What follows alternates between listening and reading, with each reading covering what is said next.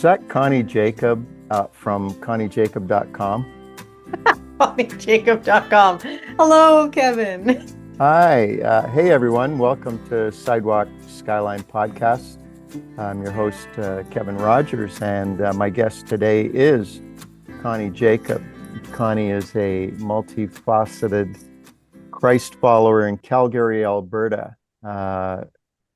She was on a previous episode in season 2, 3 years ago already, where we talked about bringing the influence of the Holy Spirit into the arts and culture. So welcome, Connie, and nice to see that you're spending time at home today. Yes, yeah, so good to Yeah. see you. Yeah.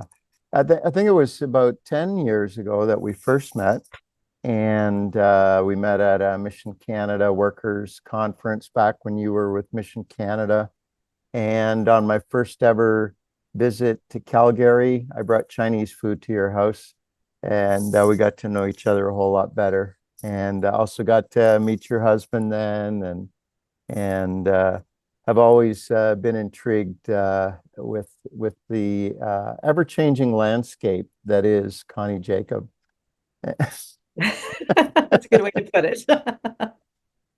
You had, when we first met, you were involved in Calgary's hip hop community and the arts community in your city. And you had just written a book entitled Culture Rebel. And then after that season, you got into some other areas around mental health and coaching and podcasting, and another book called Bring Them Closer, about your own family journey with mental health. And now the community in Calgary that you're close to, Ogden, you are planting Ogden Community Church. And so many things to talk about. And I'm sure we're going to have a good 45 minutes or an hour and a half or 3 hours. Who knows how long we can talk, but I'll try to be respectful of your time and the listeners. But let's maybe just start out by talking, rewinding back to Culture Rebel. What was the message when you wrote that book? What were the things that you were rebelling against? Well, I had just had our second son, and I basically I taglined it because the world has enough desperate housewives. Yeah. I was going to the gym, with some ladies and really realizing that there was so much more to life than, having the best stroller and the nicest looking house, and really about how can we give? How can we give our lives, and how can we give our lives to Jesus? And then how can we give to our communities? And so just calling women to think a little deeper about life and what they can do to influence the people around them. If you had summarize your life, that entrepreneurial, constantly evolving mission that is in you, there's a few key thoughts that keep reemerging, reinventing into your life. So talk to me a bit about that. What's the space that you always find yourself ending up in? You know, I used to really wonder why I would start things, launch them, and then go start something else, and then launch it and start something else. And I found that to be a weakness, but I've discovered that that's my strength. I'm an excellent plower of the ground. If it's hard ground, I am not afraid to get in there and plow it and make way for other people. I had a prayer when I was 27. I asked God, please make me a dream releaser of people. Hmm. And I found that a lot of people are afraid to start. They're afraid. They don't know how to go places that no one's gone yet. And so if I could go there and then I could build people to carry it on, then that actually seems to be my greatest strength. But for the longest time, I just thought I was flaky. Were you always that way? Like, were you that way as a kid? Yeah, I would start projects. I would get people on board, and then I'd go on to the next one. I would, I would teach Sunday school, and I would bring some along, and then I would stop teaching that class, and they'd continue on. Yeah, I can see it reflected in my life. When you had your involvements more in the hip hop community and the arts community, do you still maintain some of that presence there, or did that morph into the other things? Well, it's that's actually a bit of a sadder story. When Mhm. you're in community, community is messy. And we had built up a very strong community of people. And I had a one of the gals that I had mentored, I baptized her. We had just a beautiful experience. She was polyamorous, and she one time asked me, what does God think of my lifestyle? And I told her, I just think you need to experience the love of God and then we'll talk, because I didn't know what else to say. And she had a beautiful journey, but she worked with us in our dance business. And anyways, long story short, we ended up almost in a lawsuit with Oh her. no. And I won't go into the details because they don't matter anymore. Everything has been resolved, things have been taken care of. But that put a wedge of division in our community. And so I actually chose to leave our community so Mhm. that she could continue in it, because she doesn't have a family. And these people were her family, and I have a family. But it was Yeah. actually quite heartbreaking and a real lesson for me in investing in people, but sometimes what they can do in return. Hmm. Hmm. And I think that that can happen to a lot of people in a lot of different settings. And there are people that give their life to serving in a church, and then something happens, and suddenly they feel spit out and ejected and no longer a part. And that can be so devastating, right? To to to have an intimate community and then to not. Um, you mentioned some interesting things there, though. This other person didn't have family, didn't have many of the things that you were able to lean back on, right? Yeah. So, so what are some things, just generally, that you would say you had to learn through that? Like, why, we always want to ask God why. Why did this happen? But and why doesn't always, that's not always the best question, but sometimes it's the only question we can come up with. Yeah. A- and so, you're processing through on the other side of that now. So what were the deeper things that God wanted you to learn? Boy, I think probably the biggest thing is that the people that we lead and the people that we bring alongside of us to know that they don't owe us their loyalty, they don't owe us their love. Mhm. Um, I don't get my affirmation and my belonging and my worth from them. It really does have to come from God, and my ability to love when someone who's been very close hurts me, to be able to release them, forgive them, love them, but also know what boundaries to have up. That relationship had to end. That was everything that happened was not okay. And so what does that look like? And what does it look like to leave a community that I was burdened for? And where I spent probably about 12 years of my life investing in. And and to this day, I still keep in touch with a few of them, the few of the remnant I've still mentored. In fact, one young man who used to be a rapper in that group, he just took me out for lunch this weekend and told me, Connie, God found me. I'm following Jesus now. Wow. I it's beautiful. So Yeah. yeah, I mean, but all of those navigations, and I think that anyone in ministry, I mean, we probably face these at some point in our ministry with people. People are people. So some people go through experiences like you did, and they become jaded, gun shy, reluctant, um, disenchanted. Uh, how about you? Are you all those things, or is God doing something different in you? Well, I had moments, those thoughts of never gonna put myself out there again, just Lord, I just want to work at Indigo. Just let me work at a bookstore or a coffee shop and just stay anonymous. I don't want to go outside. I don't want to Yeah, give my because heart that's to so people. you, right? That would last about 3 days. Yeah. Okay, the retreat is over. Yeah.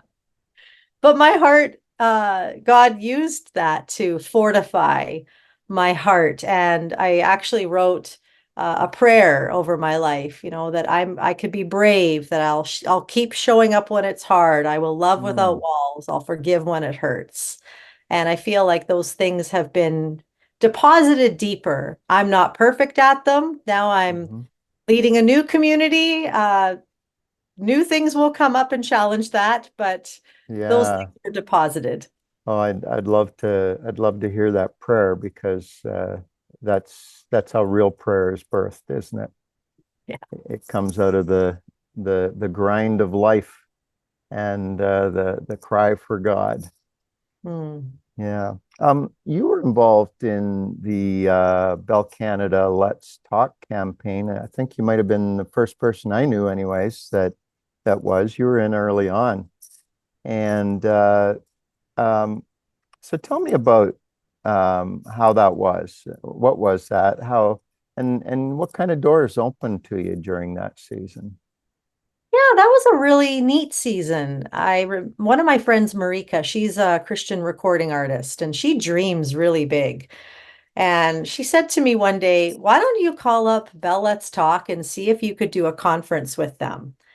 And, I'm a big dreamer too, but I thought, oh no, I don't think that could ever happen.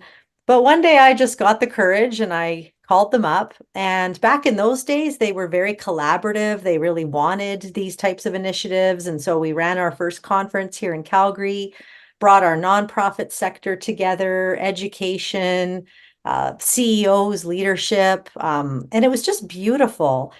We flipped the script. We didn't do it like come and listen to speakers. It Mhm. was everyone's going to have a chance to share. We Mhm. did something called the incubator, where at tables they would all share their experiences, and it was just beautiful. And we did it for a couple of years, but we did have to stop once Bell Let's Talk.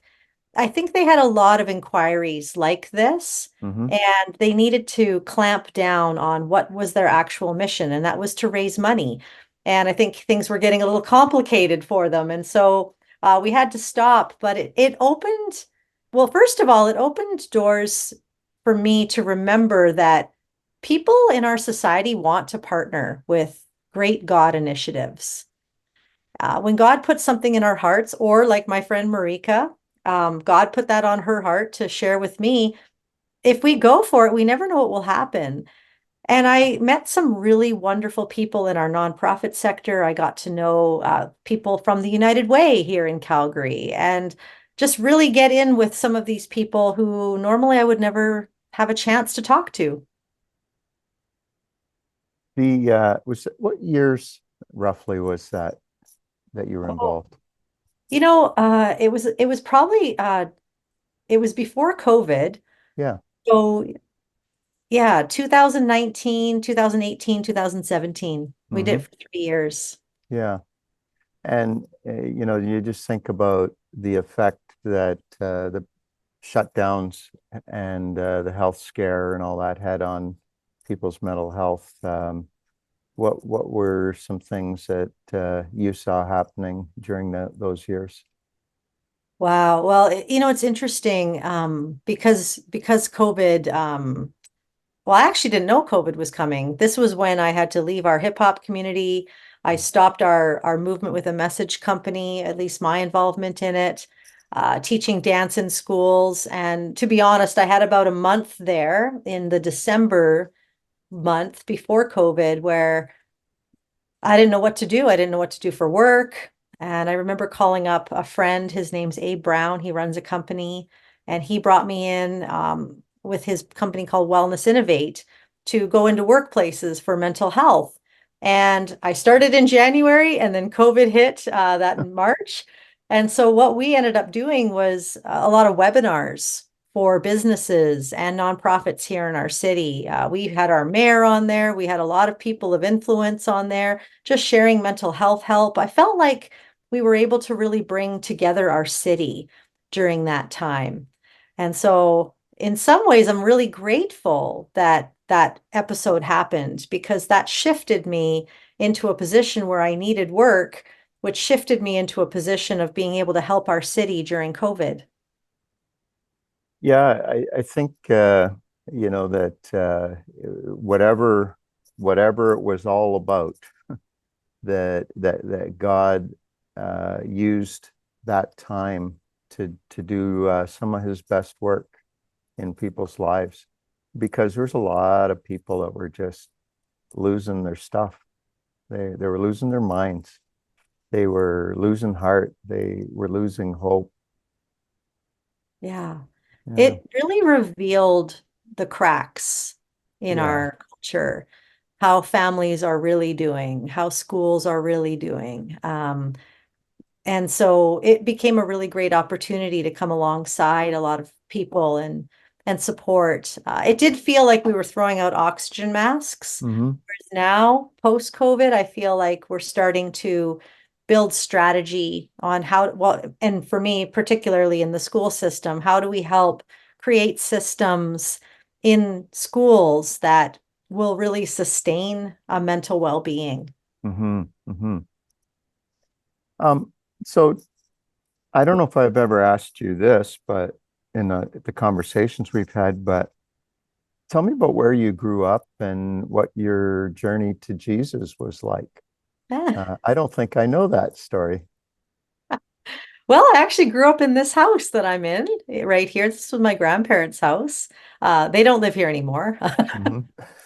Uh, they're gone. Hmm. I grew up in the community that I've lived in now for 18 years. I Hmm. was in Vancouver for 14 years, but other than that, I've been here. I grew up in Ogden, Yeah. and my family and I went to the United Church Hmm. here in our community until about grade 7 when they didn't have a youth group. And so my dad, who wasn't a believer but wanted me raised with good morals, Hmm.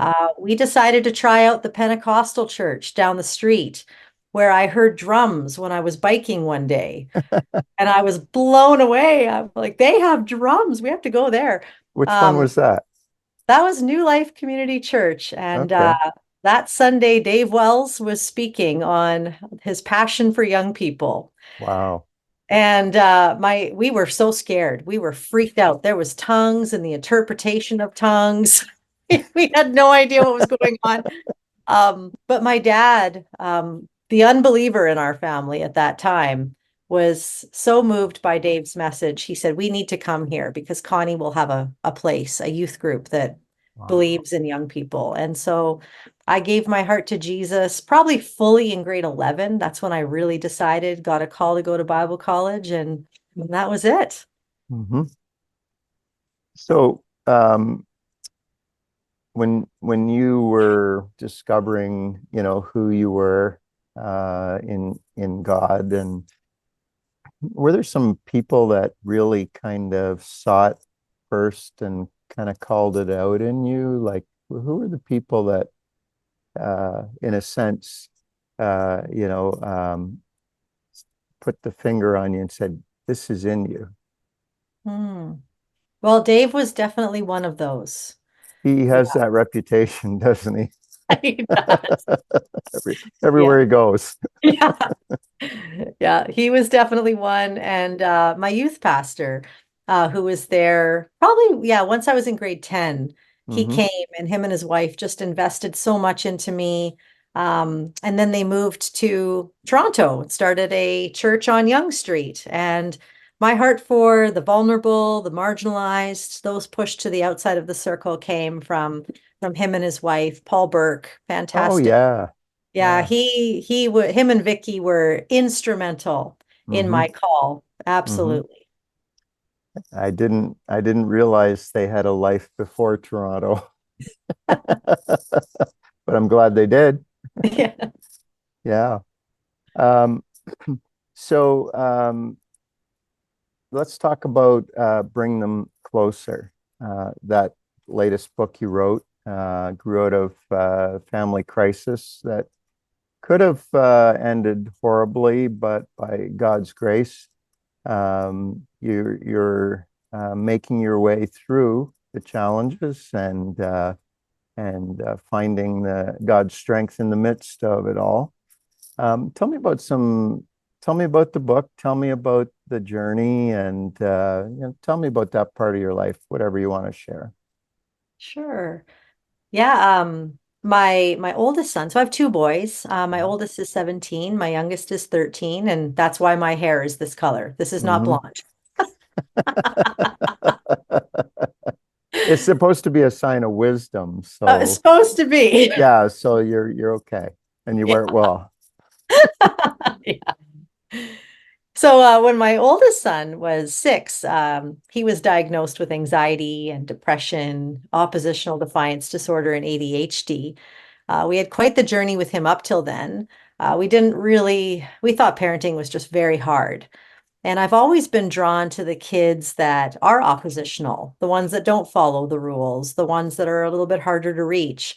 But this was way over my head. And when we got this diagnosis, it made sense to us, a lot of the things that we were experiencing in our home.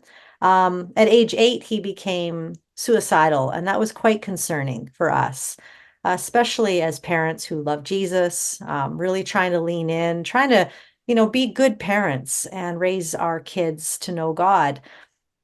I remember for him, depression showed up as rage and anger, swearing, wrecking our home.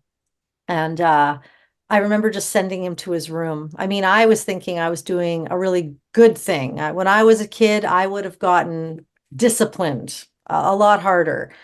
And so when we took him to the hospital and the psychologist brought me aside and said, "So what do you do when your son is throwing these fits of rage?" And I told her, "Well, I send him to his room. I tell him you can't come out until you're ready to be a good boy." And then she said to me, "Oh no, you never send the hurting away from you. You bring them closer." Mm. And at the time I wasn't thinking, "Wow, what a great book title." I actually was quite confused on what she was talking about. I didn't know how to bring a hurting child closer. I was just at that point like, please get him some help, get him some meds, get him a counselor, bring him home. We want our life to not be in crisis any longer. Our marriage was hanging by a thread. It's very hard to go through something like that, and still stay on the same team. But when he came home, he had medication and counseling, and we thought, oh, great, this is good. This is what we're supposed to do. And now we've got the right tools and everything's going to be great. But it wasn't. We still had fits of rage. We still had all the things we did before. And I remember just sitting on the floor when he was having one of his rages. And I just remembered, oh, bring him closer. So I said, son, we love you. Nothing's going to break our connection with you. And then these words came out of my mouth: I'm not trying to change your behavior. And then I almost choked because all I wanted to do was change his behavior.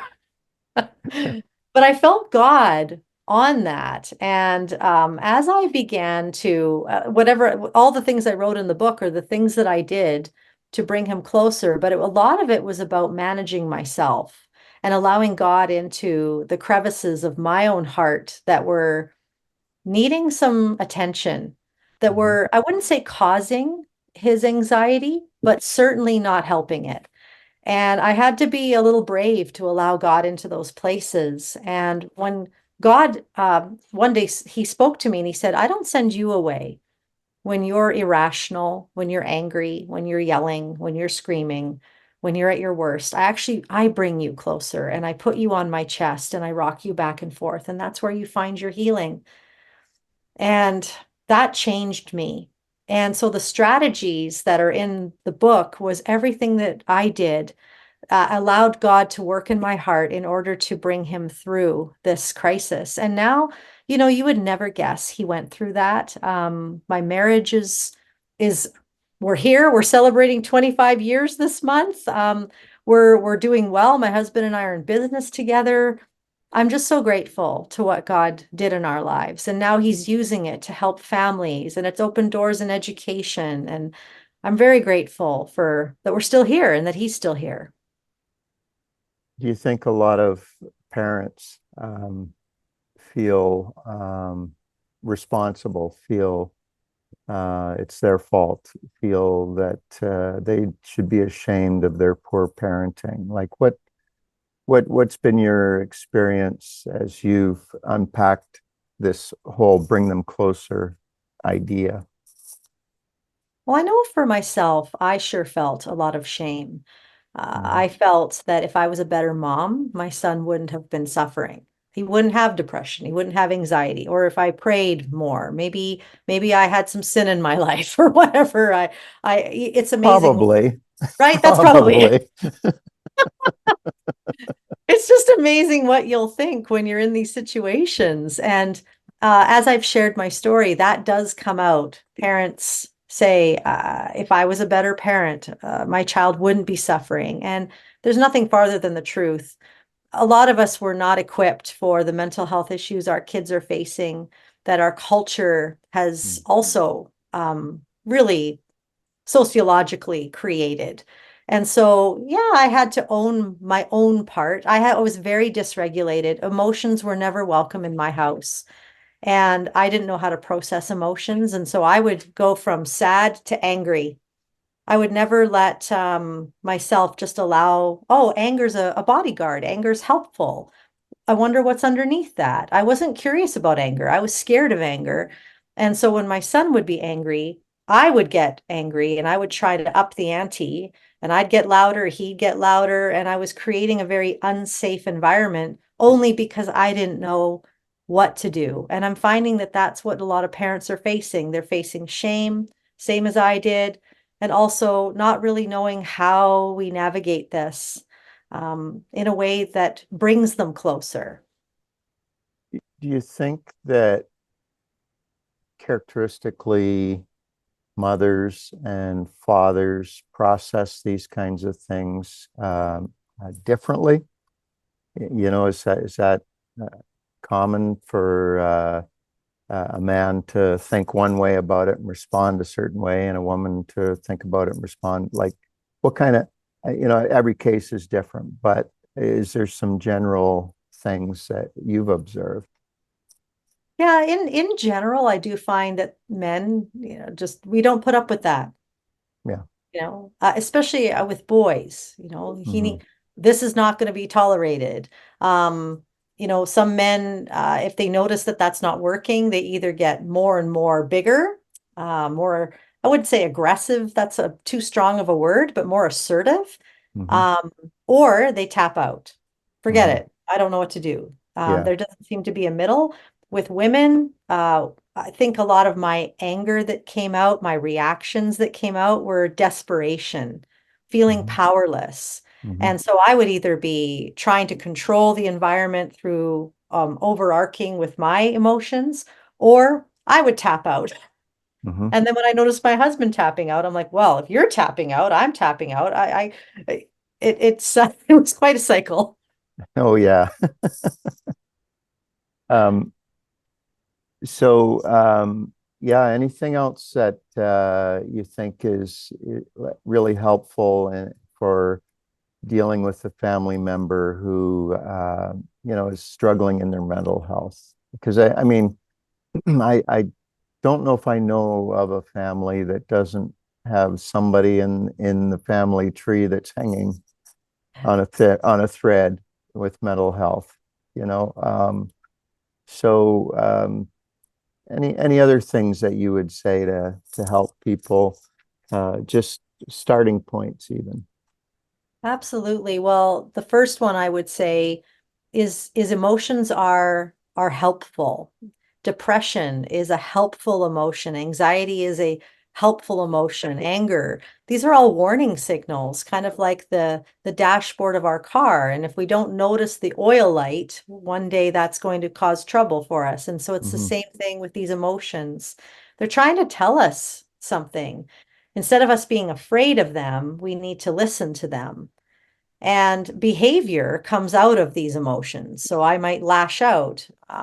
My anger causes me to react. A child who's feeling overwhelmed might avoid school. So our behavior now becomes communication of what's in our hearts. And so instead of trying to fix behavior, which is up here, if we can get underneath to connect with someone and how they're feeling and what's really going on, that's when we're bringing them closer. Hmm. But when we seek to only fix behavior, we're actually pushing people away. Hmm. Hmm.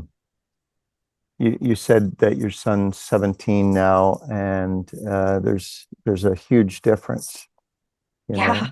Yeah. And so does how does he articulate it? Does he have a story that he tells? And Well, maybe not openly, but you're his mother. So if anybody's going to hear this story, it might be you. And and I don't want to expose him in any way. But you know what I'm saying? Like, yeah. how is he learning to get a hold of his own story? Yeah. It's been really beautiful to watch him. He is a very private person, Mhm. likes to be to himself. And I remember him saying to me once, Mom, you're no hero. I think he was trying to remind me that even though I teach now parents and teachers how we bring kids closer, it really has been at now especially, it's him who's choosing every day to make the most of his life. Yeah, It isn't me. The reason why he's still here is not because of anything that I did. I managed myself. Yay, I got victory over myself. That's what yeah. I did. For him, he has made some wonderful decisions to better his life, and they've all been his. And I did tell my boys, and this is how I would have parented them, even if we would have never gone through this. Instead of rescuing, I've always told my boys, you will own every decision you make. So if you Hmm. make a great decision, you'll own that. You'll be the owner of it. It's not because you have a great mom. Oh, look at us. Aren't we great parents? Our kids are doing so well. No, it's because they made great choices. Hmm. And if they ever get themselves into trouble or they do something that there's a natural consequence to, well, I'm going to let them own that instead of rescuing because we don't learn. We learn through mistakes. And so I'm really grateful to just see him taking such wonderful ownership over his life. So Ogden Community Church, what's that? Oh my, that is a disruption in my life in a good way. It's one of those unexpected things. Yeah. Yeah, out So what's here the story? Yeah, what's the story there? in Calgary, we have a nonprofit called the Mustard Seed, which has mostly been about housing the homeless, so homeless shelters. But in my community our community is over 100 years old and it has deep roots. There's been people who've lived here forever. There's people whose parents lived here, grandparents, just like me. Very, very rooted here. And it's a community of bungalows. And so the Mustard Seed had partnered with the United Church that I went to as a child to build a 24 unit affordable housing for families. Well, it caused an enormous uproar in my community. First of all, when they saw the mustard seed, they thought it was going to be a homeless shelter. Right, right. It also is on the corner of a residential street because that's where the United Church was. And so they tore down the United Church, which was a 100-year-old building, which also caused an uproar for all the heritage people who love our heritage buildings. And the idea was that the United Church would do this with the mustard seed, but then they realized they couldn't afford it. So now we've got this 5-story building in the middle of all these bungalows, and everybody thinks that it's going to be filled with the homeless. So everybody's up in arms. And so they were giving free tours. And I thought, well, I run towards controversy. This sounds fun. I wonder what's going on. So I went on a tour when it was just a cement block. There was nothing in there. It was all cement and construction. And one of the gentlemen from the Mustard Seed toured me through and showed me the apartments. And then they came to the community room in the lobby and said, "We are praying for someone to start a church here Oh because my. we want to reach the community of Ogden." And my heart started to burn because I think, Dave put that in my heart for our community. Paul, we were always doing outreach in our community. And for the last 18 years of living here, I haven't really done much in my community because of being involved in hip hop and our own family crisis. I didn't really know what to do with this burning. So I did the first thing I could think of, which was call our district office and say, you guys should plant a church here. Not me, you. You Uh, seized the opportunity for somebody else. yes. In which Jeremiah Rabel messages me back and says, no, this would be fantastic for you. And I thought to myself, no, I'm not a pastor. I am not a pastoral person. Not in the least. And I mean, I am, I guess. But so anyways, I called up Jessica DiSabatino and she took me for coffee and she reminded me of my gift of building. She said, "Connie, you don't have to go to this church forever. You don't have to pastor this church forever. Build it. Use your gift of building. Build up a team. Build up something in your community that will last. And then you might have a church you just get to go to." And that excited me. And so I put my name forward. I couldn't believe I did it. And here we are. We're now 8 weeks into this church plant. Well, it sounds like the kind of thing that you would do because it's very front line with the community. It's right in the heart of controversy.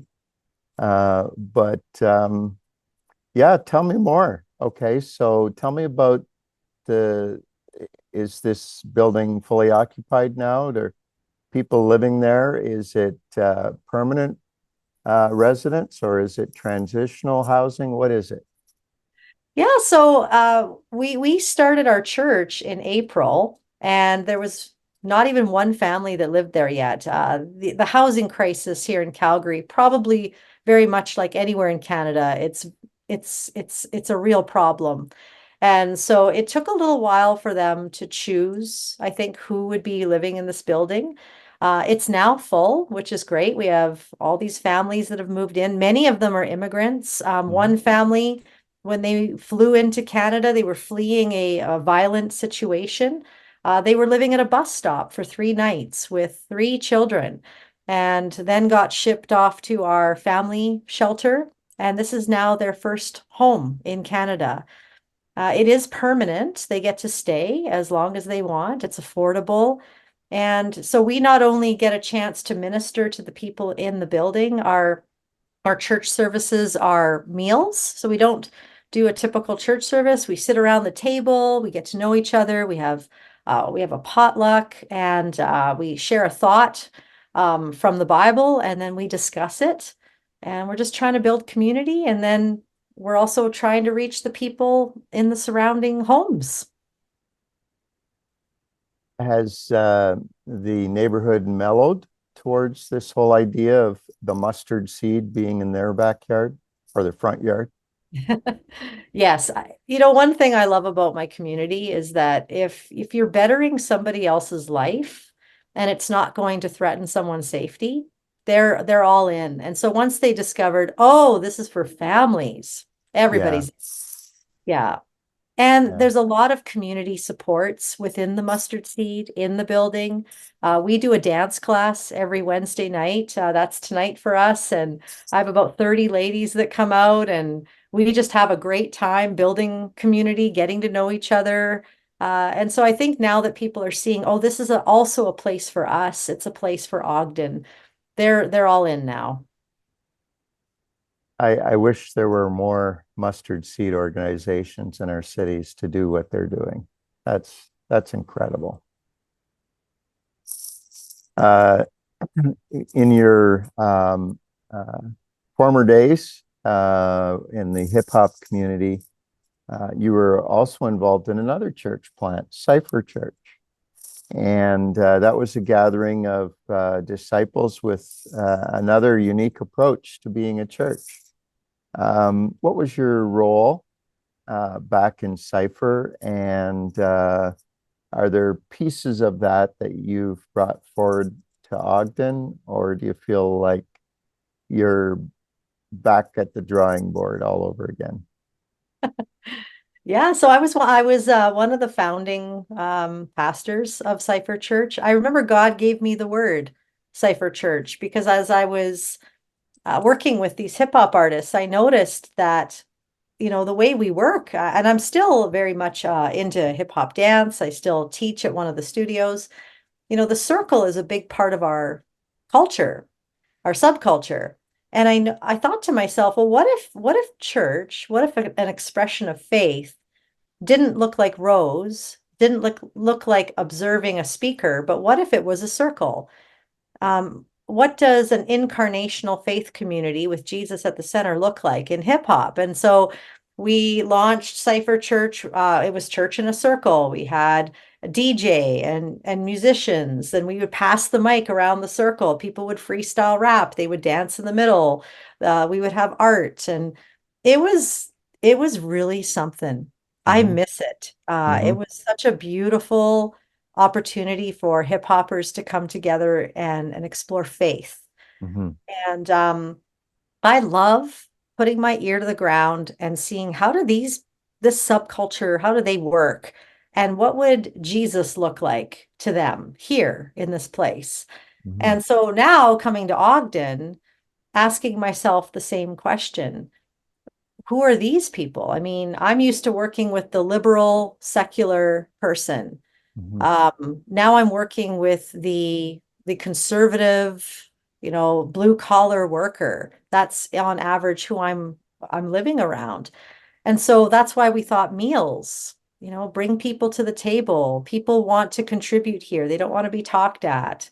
They don't want to be preached at. They actually have a lot of mistrust with the church. And so we just have a statement. We will not tell you what you should believe. When you come here, you're going to hear about Jesus, but you're going to get a chance to share at the table. What's your perception of this?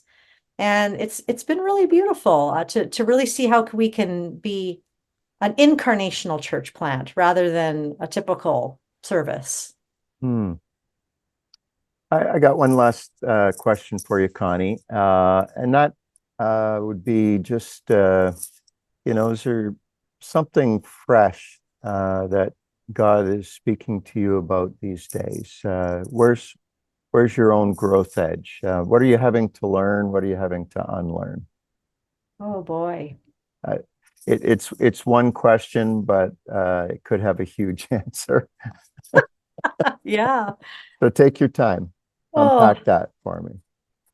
well, I do feel I love dreaming big and I love reaching, in our church culture, we love to, reach the masses.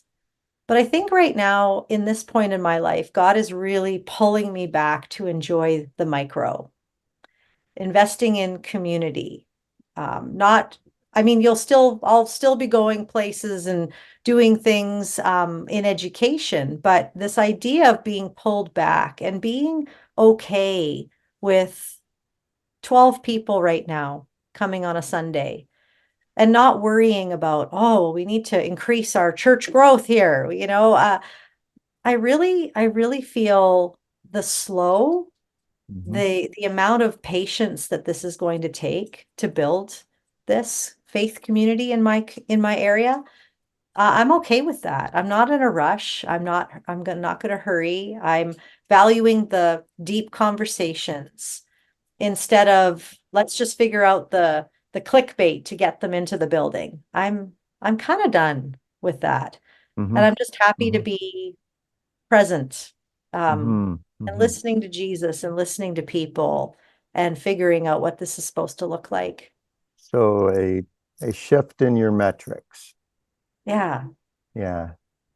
What you're measuring is different. Yeah, that's good.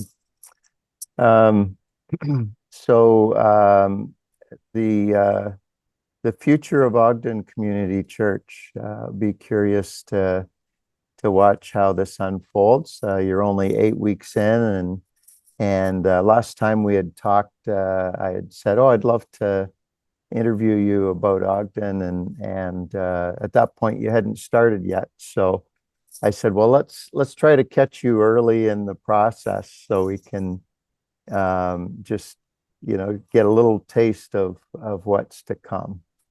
And so we'll have to do this again someday, and see what God does in the meantime. Yeah. Connie, it's always great talking with you, and blessings to you and your family. Oh, thanks so much, Kevin. You too. And that was Connie Jakab. On our next episode, we're going to have an interview with a guest that's been on previously, Bobby Riem, who has been the director for Windsor's Soup Shack. Soup Shack runs 7 nights a week, giving out food and supplies to the homeless out of a house trailer located just on the property facing City Hall. And the interview took place live at our city, Windsor. And so that's what we'll be showing you next time. And it's be great to hear an update from Bobby on just how things are progressing. So come on back. Until that time, I'm your host, Kevin Rogers, and this is Sidewalk Skyline Podcast.